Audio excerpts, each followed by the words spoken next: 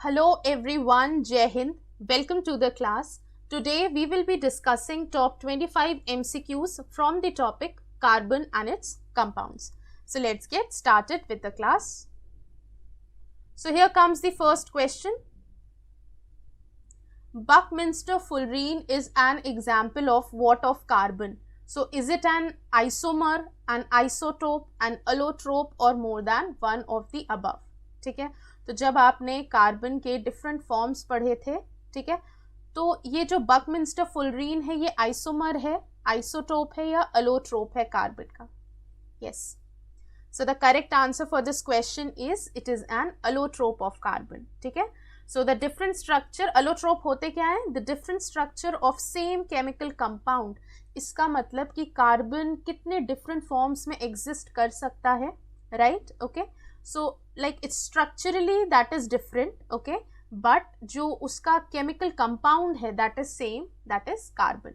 ठीक है, सो Buckminster fullerene है, ग्रेफाइट है, डायमंड है, ये डिफरेंट फॉर्म्स हैं जिसमें कि कार्बन एग्जिस्ट करता है. So these are the allotropes of carbon. Next question, the arrangement of carbon atoms in diamond is regular hexagons, tetrahedral, pentagons और more than one of the above. Yes, जो arrangement होता है carbon atom का diamond में वो कैसा होता है? Yes, is it regular hexagon, tetrahedral, pentagon और more than one of the above? So the correct answer is B, tetrahedral. Okay, right. So ये जो कार्बन का जो स्ट्रक्चर है इसमें जो डायमंड का स्ट्रक्चर है, इसमें जो कार्बन एटम का अरेंजमेंट होता है it is tetrahedral. Okay, next question, acid rain happens because sun leads to heating of upper layer of atmosphere, burning of fossil fuel releases oxides of carbon, nitrogen and sulfur, electrical charges are produced due to friction amongst cloud, earth atmosphere contain acids. yes, तो आप सबने acid rain के बारे में सुना है, right? So what is the reason, how does the acid rain happens? तो इसका करेक्ट आंसर बी है. ठीक है, तो जब फॉसिल फ्यूल्स बर्न होते हैं, मतलब जब कोल बर्न होता है, so it will going to release the oxide of carbon, oxide of nitrogen and oxide of sulphur in the atmosphere. ठीक है, तो यहाँ पे कार्बन, नाइट्रोजन और सल्फर के जो ऑक्साइड्स हैं वो एटमोस्फियर में रिलीज हो जाएंगे, right? And when it is mixed with water, okay, it will going to come to the ground in the form of acid rain. ठीक है, यहाँ पे आप देख सकते हैं कि जो फॉसिल फ्यूल है जैसे कोल है, ठीक है, वो बर्न हुआ तो ये सल्फर के ऑक्साइड, नाइट्रोजन के oxide, they are released into the air, okay, in the atmosphere, और फिर वाटर के साथ कंबाइन करके वो सल्फ्यूरिक एसिड और नाइट्रिक एसिड बनाते हैं. Okay, right, and then they are going to come to the ground as acid rain. ठीक है, तो एसिड रेन के बहुत हार्मफुल इफेक्ट्स हैं on both the living and the non living. ठीक है, अगर हम नॉन लिविंग की बात करें तो जैसे मार्बल का कोरोजन भी एसिड रेन से होता है. ओके, लिविंग की बात करें तो जो ट्रीज हैं, ओके, जो प्लांट्स हैं वो भी they also get killed in the acid rain. Okay, more over यहाँ पे जैसे जो सॉइल में माइक्रोब्स हैं, ठीक है, जो ऐसे एनिमल्स हैं, राइट, जैसे एक्वेटिक एनिमल्स हैं, ठीक है, so those organisms are also being killed in the acid rain. ठीक है, they also die because of this acid rain. Okay, next question, which of the following is the hardest substance known? सबसे hard substance कौन सा होता है? Is it buckminsterfullerene, diamond, graphite और iron? Yes, which is the hardest substance known? Yes, is it Buckminster fullerene, diamond, graphite or iron? So what should be the correct answer here?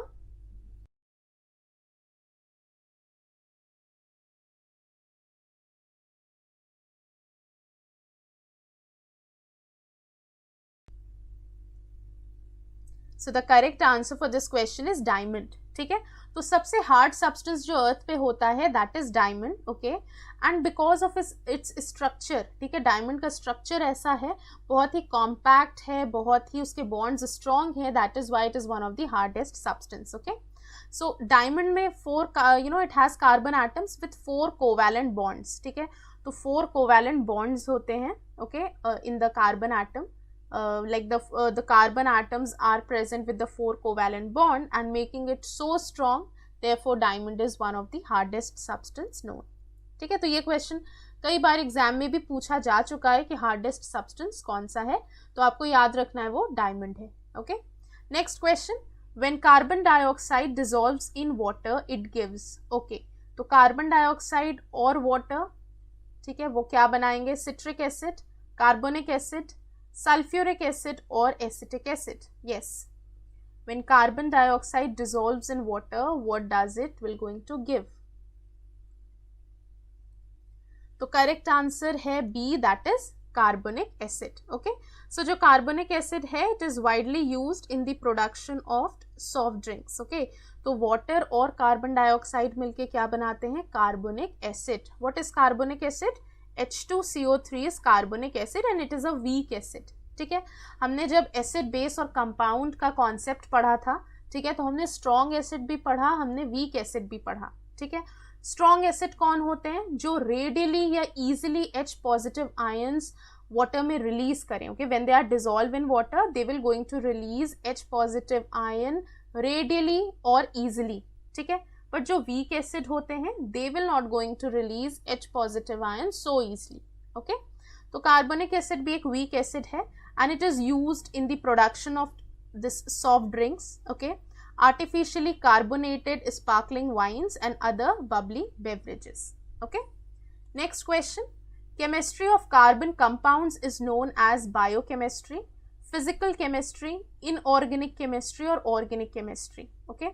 तो carbon compounds की chemistry को हम क्या बोलते हैं, yes, what it is known as, so we know the answer, it is organic chemistry, ठीक है। Organic chemistry में हम कार्बन के कंपाउंड्स के बारे में ही पढ़ते हैं, ठीक है, कि हाइड्रोकार्बन्स जो होते हैं, राइट।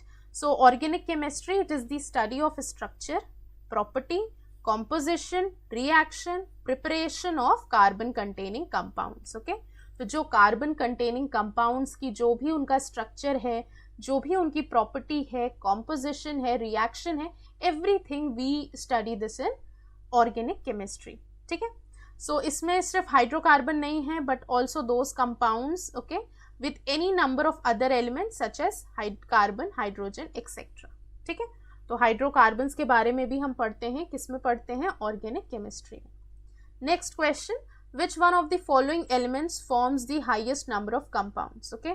तो इनमें से कौन सा एलिमेंट है जो कि हाइएस्ट नंबर ऑफ कंपाउंड बनाता है, तो ये क्वेश्चन भी एग्जाम में आ चुका है। ऑक्सीजन, हाइड्रोजन, क्लोरीन और carbon, yes, which of the following element will going to form the highest number of compounds, highest number of compounds कौन सा एलिमेंट बनाएगा, so is it oxygen, is it hydrogen, is it chlorine or is it carbon, yes, तो highest number of compounds it is carbon, ठीक है।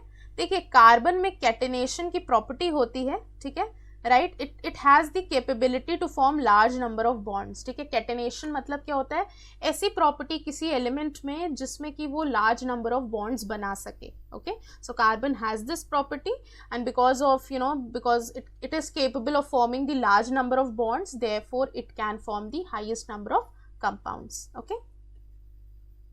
Next question, the cooking gas is mainly a mixture of the following two gases. जो हम cooking gas use करते हैं वो actually दो gases का mixture होता है, तो उसमें कौन कौन सी दो gases होती है ये आपको पता होना चाहिए। Is it methane, ethane, ethane and propane, propane and butane, butane and pentane? Yes, the cooking gas is mainly a mixture of which of the following gases? तो कुकिंग गैस में होता है प्रोपेन और ब्यूटेन, ठीक है। तो जो हम एलपीजी जिसे कहते हैं लिक्विफाइड पेट्रोलियम गैस, उसमें प्रोपेन और ब्यूटेन होता है, ठीक है। तो ये जो एलपीजी होती है ये ओडरलेस होती है, ठीक है, बट इसमें हम क्या ऐड करते हैं, इथाइल मरकैप्टन, ओके। ऐसा क्यों ऐड करते हैं कि इस it can give slight smell to the LPG, ठीक है, जिससे कि क्या हो, अगर एलपीजी कभी लीक करे so we get to know, okay. LPG खुद तो ओडरलेस है, उसमें कोई ओडर नहीं है, कोई स्मेल नहीं है, तो अगर वो लीक करेगी we can not know, right. So this is the reason we are adding this ethyl mercaptan, okay. So ethyl mercaptan की वजह से उसमें कुछ स्मेल रहती है जिससे कि लीकेज ईजिली डिटेक्ट किया जा सके, ओके।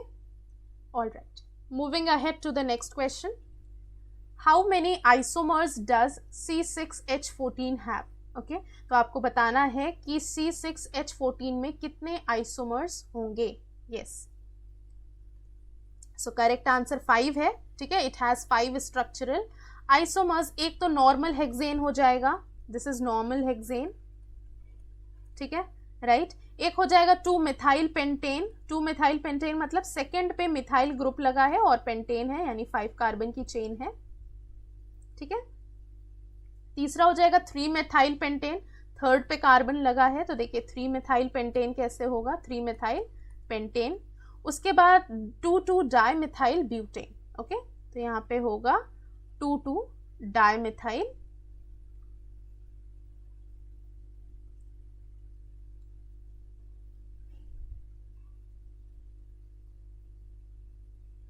ओके। सो 2,2 डाई मिथाइल ब्यूटेन कैसे बनाएंगे हम, इसका स्ट्रक्चर देखिए ये इस तरह कुछ बनेगा,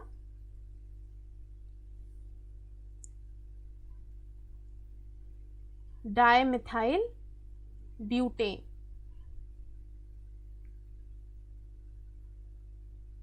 ठीक है,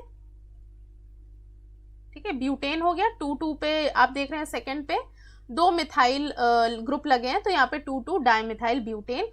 उसी तरह 2,3 डाई मिथाइल ब्यूटेन हो जाएगा, 3 पे भी मिथाइल ग्रुप अटैच हो जाएगा। कैसे, उसका स्ट्रक्चर कुछ ऐसा होगा, एक 2 पे लगा है मिथाइल ग्रुप, एक 3 पे लगा है, तो 2,3 डाई मिथाइल ब्यूटेन, ठीक है।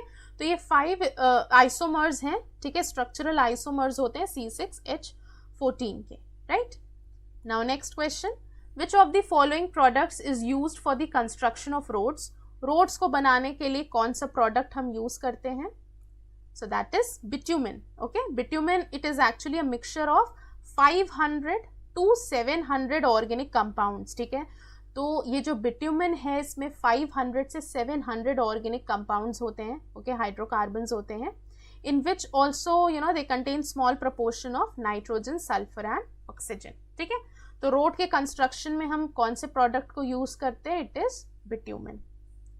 Next question, which of the following substances is not an aromatic compound, ठीक है, कौन सा सब्सटेंस है जो कि अरोमैटिक कंपाउंड नहीं है, बेंजीन, नेप्थलीन, एंथ्रासीन और हेक्सीन, ठीक है। तो आपको पता है कि जब भी हम कार्बन पढ़ते हैं, हाइड्रोकार्बन्स पढ़ते हैं, उनमें 2 टाइप के कंपाउंड्स देखे गए हैं। एक तो होता है एलिफैटिक जो कि ओपन चेन होता है, और दूसरा जो क्लोज्ड चेन या रिंग के फॉर्म में होता है उसको हम कहते हैं अरोमैटिक कंपाउंड, ठीक है। जैसे ये बेंजीन है, ये एक अरोमैटिक कंपाउंड है बिकॉज आप देख रहे हैं क्लोज्ड स्ट्रक्चर है, रिंग है, ठीक है, ये क्लोज्ड चेन है, इसमें ओपन चेन नहीं है, ये क्लोज्ड स्ट्रक्चर है, ठीक है, रिंग है। सो दिस इज बेंजीन, बेंजीन एक अरोमैटिक कंपाउंड है, ठीक है।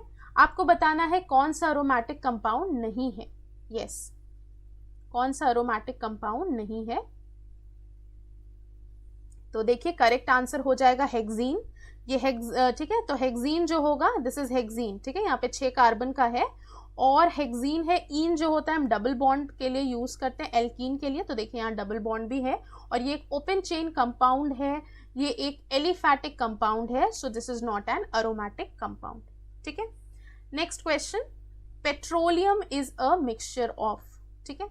तो पेट्रोलियम किसका मिक्सचर होता है, हाइड्रोकार्बन का, सॉल्ट्स का, पॉलीमर का या एलिमेंट्स का, yes.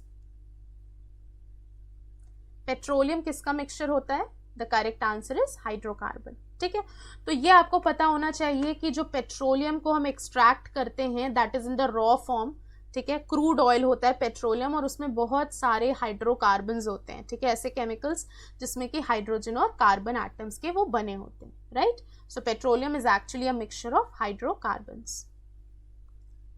Next question, most of the explosions in mines occur due to the mixing of hydrogen with oxygen, oxygen with acetylene, methane with air, carbon dioxide with ethane, ठीक है, तो जो most of the explosions है mine में, like what is the reason for its occurrence, okay, what is the reason for its occurrence, right, like how it happens or what could be the probable reason. ठीक है, तो hydrogen is mixed with oxygen or oxygen is mixed with acetylene, methane with air और carbon dioxide with ethane. ठीक है, तो जो mines में explosion होता है ये किसकी वजह से होता है, किसको मिक्स करने की वजह से होता है, what is the reason behind it.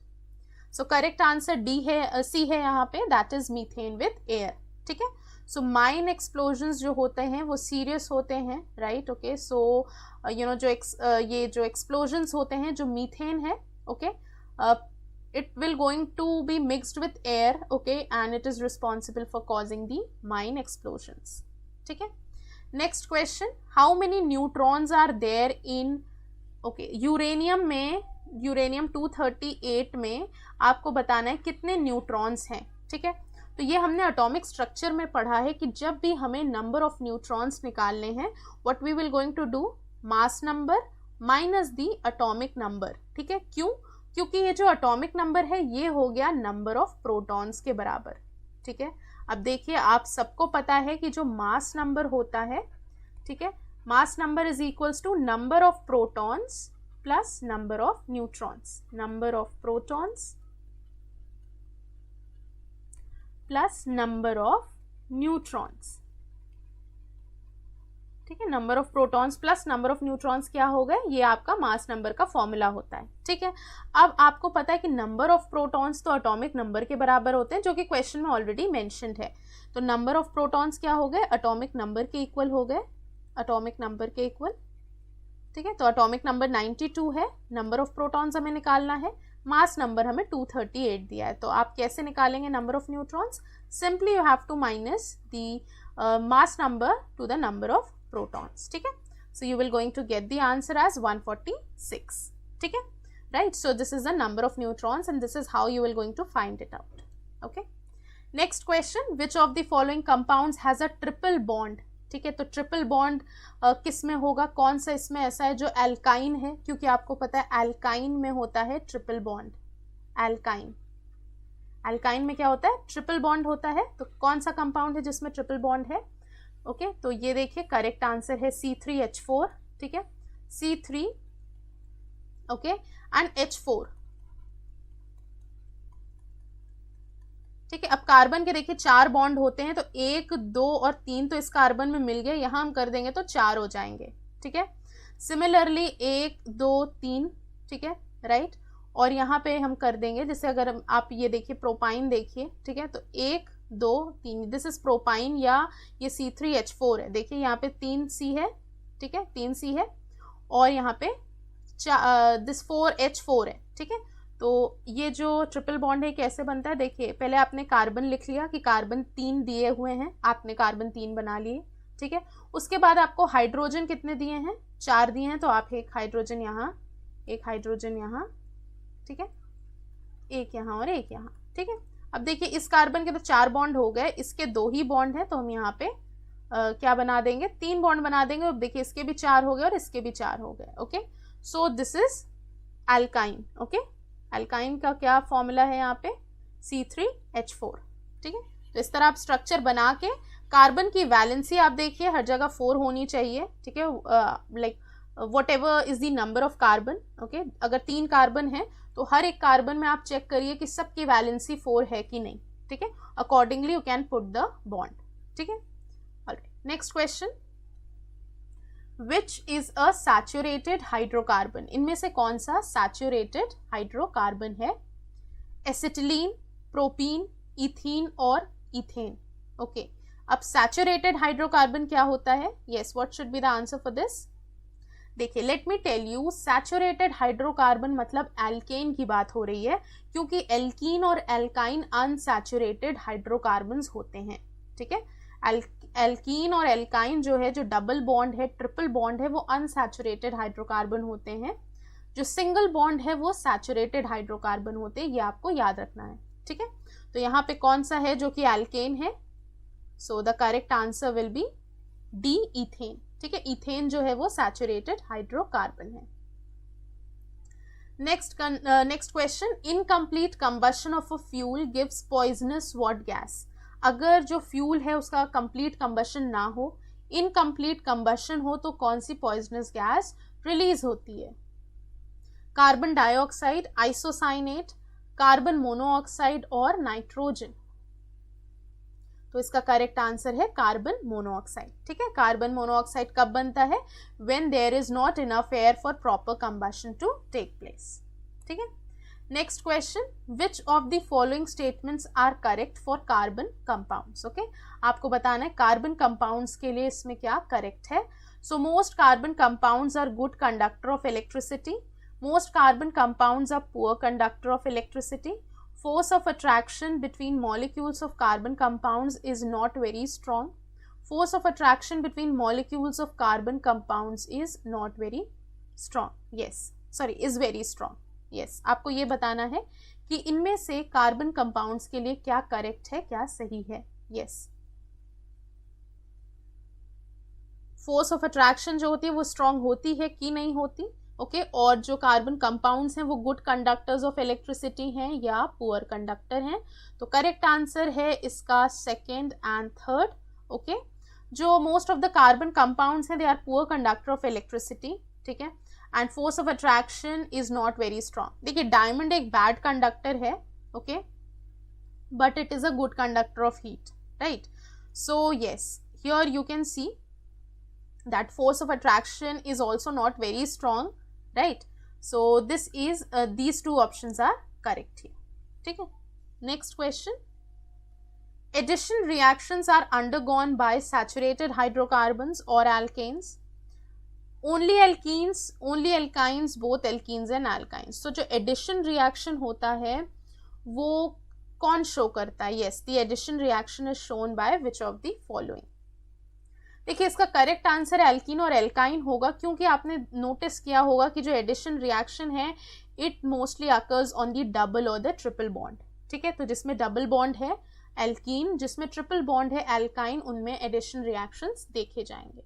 Okay, next question, in diamond each carbon atom is bonded to 4 other carbon atoms to form a hexagonal array, a rigid 3-dimensional structure, a structure in the shape of a football, a structure of a ring.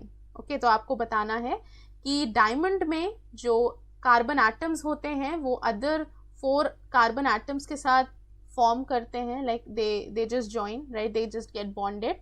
So what do they form, what type of structure is being formed? So correct answer है a rigid 3-dimensional structure. ठीक है, तो diamond का कुछ ऐसा structure होता है जो कि 3D है, 3-dimensional है. Next question, Coke is 50% carbon, 75% carbon, 90% carbon और 98% कार्बन. तो कोक में कितना परसेंट कार्बन का पाया जाता है? करेक्ट आंसर है 98%. ठीक है, तो Coke is actually a product of coal. ये टफ होता है, पोरस होता है, ब्लैक सब्सटेंस है.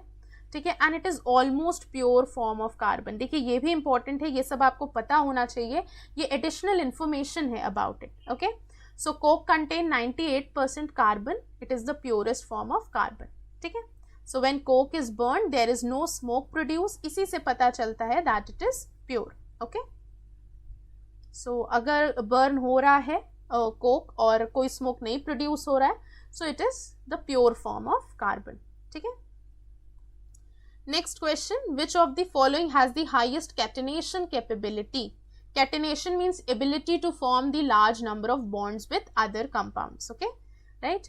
तो किस में है highest catenation capability? Is it oxygen? Is it sulfur, carbon or more than one of the above? Yes, highest catenation capability. Correct answer C है, that is carbon. Okay, so catenation, it is the ability of atoms of a particular chemical element to bind with each other to form a chain or ring structure. ठीक है, next question, what is the chemical name of a molecular formula C3H8? तो C3H8 का आपको बताना है molecular chemical name क्या होगा इसका. मॉलिक्यूलर फॉर्मूला आपको दिया है प्रोपेन, मीथेन, ब्यूटेन और more than one of the above.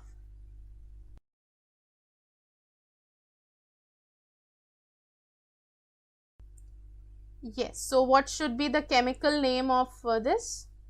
Chemical name propane है, ठीक है, C3H8, और इसमें 10 कोवेलेंट बॉन्ड्स होंगे, right. So this is all about it. Next, which alkane is known as marsh gas. Okay, ये बहुत ही सिंपल क्वेश्चन है, बट अगर आपको नहीं पता है so it can turn out to be a difficult one. तो यहाँ पे किस एल्केन को हम मार्श गैस कहते हैं? Is it methane, ethane, propane और butane? So correct answer is methane. ठीक है, मीथेन एक मार्श गैस है, मीथेन को मार्श गैस कहते हैं, right. So this is the last question for today. The chemical formula of urea. Urea का जो केमिकल फॉर्मूला है वो क्या है? Yes, out of these.